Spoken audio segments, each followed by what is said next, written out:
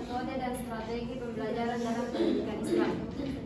Nah, penggunaan teknologi telah mengubah metode dan strategi pembelajaran dalam pendidikan Islam.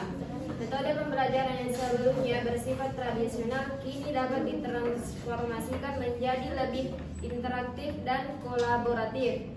Penggunaan media digital seperti video, kuis interaktif, dan forum diskusi online dapat meningkatkan partisipasi siswa dan memfasilitasi diskusi yang lebih mendalam mengenai materi yang dipelajari. Hidayat dan Rahman. Nah, hal ini memungkinkan siswa untuk lebih aktif dalam proses belajar sehingga pembelajaran menjadi lebih efektif. Nah, yang pertama itu pergeseran dari pembelajaran tradisional ke pembelajaran interaktif. Penggunaan teknologi telah memungkinkan pergeseran dari metode pembelajaran tradisional yang cenderung pasif dan berpusat pada guru menuju pendekatan yang lebih interaktif dan berpusat pada siswa. Media digital seperti video, animasi, simulasi, dan game edukatif dapat meningkatkan keterlibatan siswa dan membuat proses belajar lebih menarik dan menyenangkan.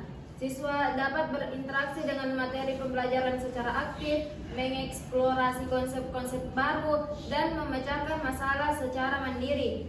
Penggunaan kuis interaktif dan latihan online juga memungkinkan siswa untuk menguji pemahaman mereka secara langsung dan umpan balik secara instan. Nah, yang kedua, peningkatan kolaborasi dan komunikasi. Teknologi memfasilitasi kolaborasi dan komunikasi antara siswa dan antara guru. Platform online seperti forum diskusi, ruang chat, dan platform kerja kelompok virtual memungkinkan siswa untuk berdiskusi, berbagi ide, dan berkolaborasi dalam menyelesaikan tugas-tugas kelompok. Nah, guru dapat memberikan umpan balik dan bimbingan secara real-time, meningkatkan interaksi dan komunikasi yang efektif. Nah, hal ini juga memungkinkan siswa untuk belajar dari pengalaman dan perspektif teman sebayanya, meningkatkan pemahaman dan kemampuan kolaborasi. Yang ketiga, personalisasi pembelajaran. Teknologi memungkinkan personalisasi pembelajaran, menyesuaikan materi dan metode pembelajaran sesuai dengan gaya dan kemampuan individu siswa. Sistem pembelajaran adaptif dapat menyesuaikan tingkat kesulitan materi dan memberikan latihan yang sesuai dengan kebutuhan siswa. Nah, hal ini memastikan bahwa setiap siswa dapat belajar dengan kecepatan dan gaya belajar mereka sendiri, meningkatkan pemahaman dan hasil belajar. Teknologi juga memungkinkan siswa untuk mengakses materi pembelajaran sesuai dengan minat dan kebutuhan mereka, memberikan fleksibilitas dan kemandirian dalam belajar. Yang keempat, peningkatan akses terhadap sumber belajar.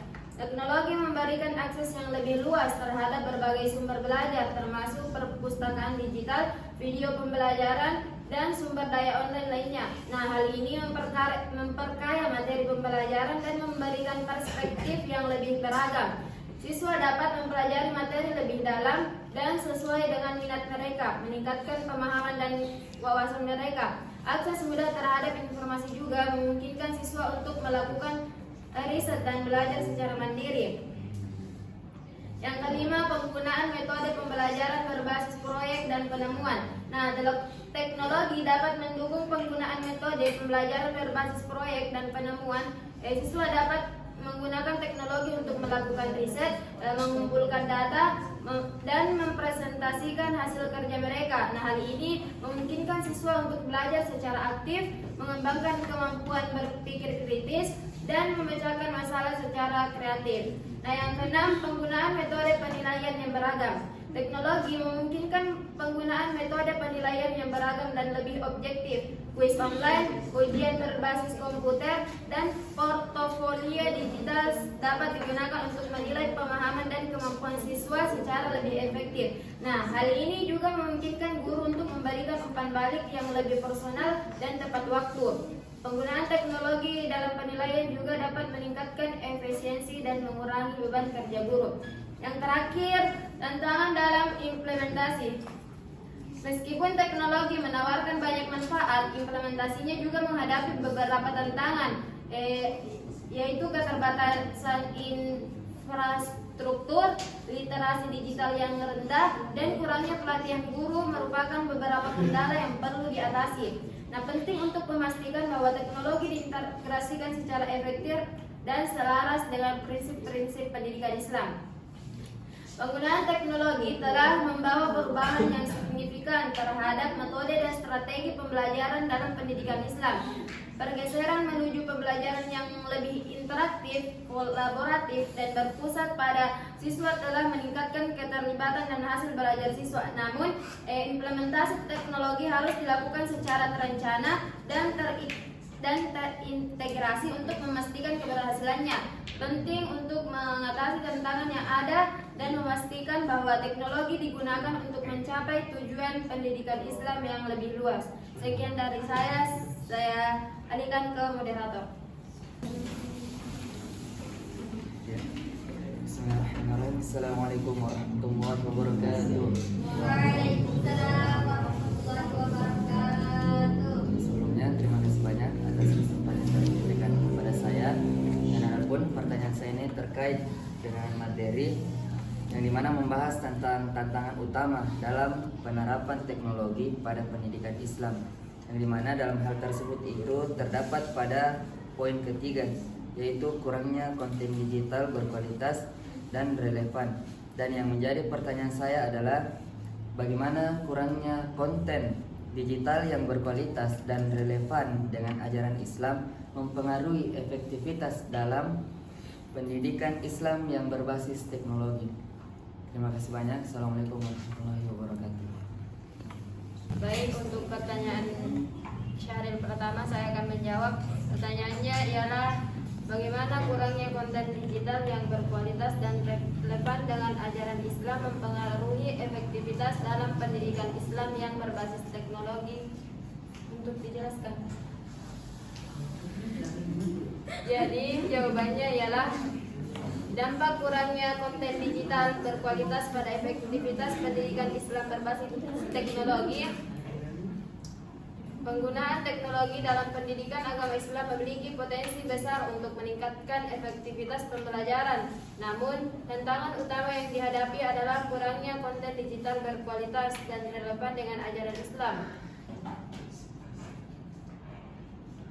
Yang pertama, kualitas pembelajaran terbatas.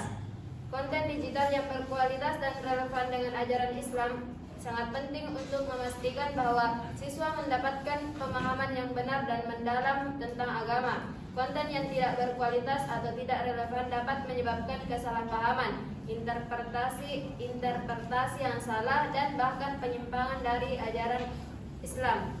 Misalnya, jika konten digital yang digunakan dalam pembelajaran membahas tentang sholat, tetapi tidak menjelaskan dengan benar tata cara dan makna sholat, maka siswa tidak akan mendapatkan pemahaman yang komprehensif tentang ibadah ini. Yang kedua, kurangnya motivasi dan manajemen. Konten digital yang menarik, interaktif, dan relevan dengan kebutuhan siswa dapat meningkatkan motivasi dan manajemen mereka dalam pembelajaran. Namun, jika konten digital yang tersedia tidak menarik atau tidak relevan, siswa mungkin akan merasa bosan dan tidak tertarik untuk belajar. Nah, hal ini dapat menyebabkan penurunan motivasi belajar dan manajemen siswa yang pada akhirnya akan berdampak negatif pada efektivitas pembelajaran. Yang ketiga, menghambat peran guru sebagai fasilitator. Guru memiliki peran penting sebagai fasilitator pembelajaran yang membantu siswa memahami materi, menjawab pertanyaan, dan memberikan bimbingan. Yang keempat, meningkatkan risiko penyebaran informasi yang salah. Kurangnya konten digital berkualitas dapat meningkatkan risiko penyebaran informasi yang salah atau menyesatkan. Contohnya, jika siswa mengakses konten digital tentang Islam dari sumber yang tidak terpercaya, mereka mungkin mendapatkan informasi yang tidak akurat atau bahkan bertentangan dengan ajaran Islam. Nah, yang kelima, mengurangi kepercayaan terhadap pendidikan Islam berbasis teknologi. Jika siswa terus-menerus dihadapkan pada konten digital yang tidak berkualitas atau tidak relevan, mereka mungkin akan kehilangan kepercayaan terhadap pendidikan Islam berbasis teknologi. Nah, hal ini dapat menyebabkan mereka enggan untuk menggunakan teknologi dalam belajar agama dan beralih ke metode pembelajaran tradisional yang dianggap lebih aman dan terpercaya. Baik, itu saja yang sempat saya sampaikan. Saya alihkan ke moderator.